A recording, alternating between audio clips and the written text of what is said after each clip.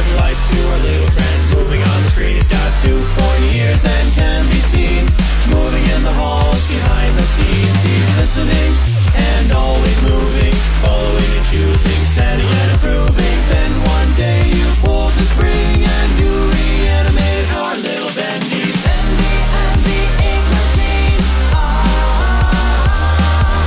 In a way you've never seen. Bendy and the ink machine. Better watch out, or he'll make you scream.